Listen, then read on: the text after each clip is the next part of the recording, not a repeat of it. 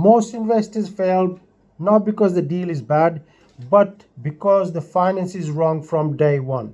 In this video, I'm going to show you how you can finance and refinance like a pro, the same blueprint I used to scale my portfolio without saving deposit for years, and I've been doing it for over a decade now. So watch the video till the end.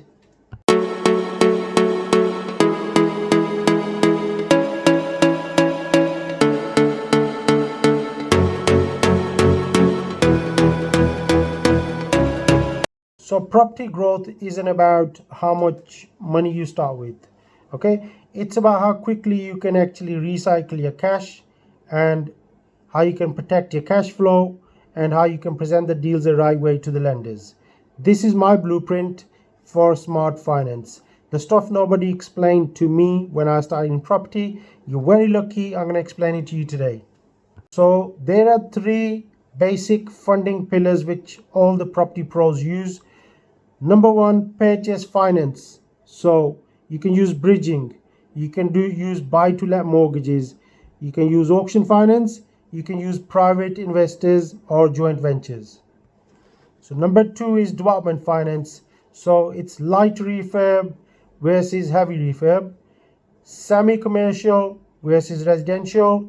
What the lenders look for is experience, costing and schedule. So number three is exit finance. This is very important, okay? Buy to let mortgages, commercial valuation, refinance timeline. So this section 2 is about how to refinance for maximum pullout. That's all we want, right? So for that, you need to prepare your valuation pack before the surveyor comes and present it to the surveyor. So what do you need in there is you want your before and after photos, you want your schedule of works, you want all the cost breakdowns, you want the sold comparables in the area. Remember, the comparables have to match rent evidence, your ASTs, and your value story, okay? And how do you guide the value without being pushy? Basically, you show facts, you don't show hype, you show the facts, okay? So understanding what the lender really wants. What does the lender want? The lender wants a cash flow, they look for stability, they look for risk reduction, you look for evidence, okay? So remember, refinance isn't magic, it's a presentation game. How you present your property to the surveyor, to the lender, your valuation will exactly depend on that. So my personal most recent example would be a property based on Wharfdale Street in the West Midlands area, okay?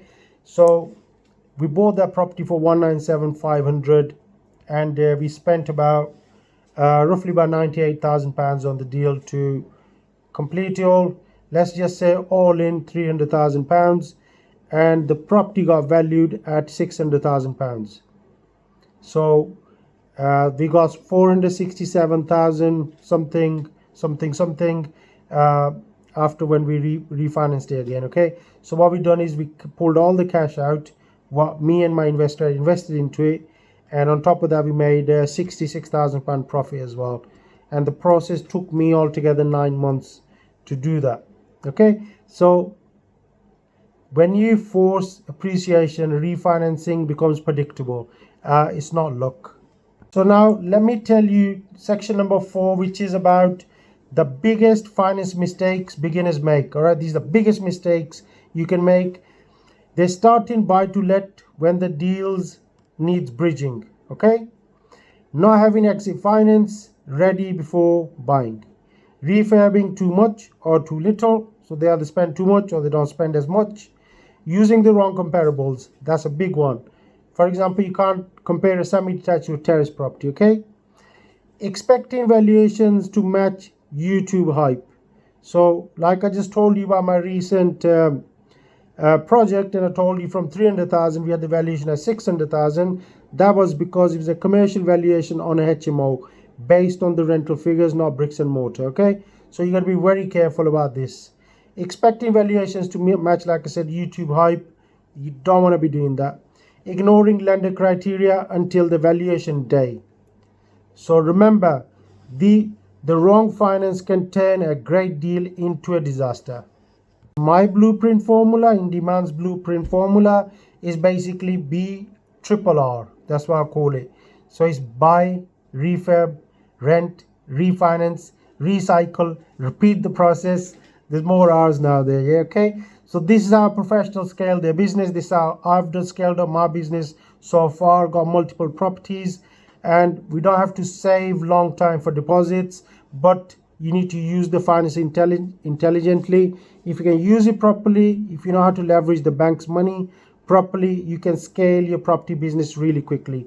And guys, before I go, if you want more in this my blueprint series, my next video is going to be about how to structure profitable deals in the next year 2026. Make sure you hit the like button, subscribe to the channel. Lots of stuff coming in 2026. Keep going.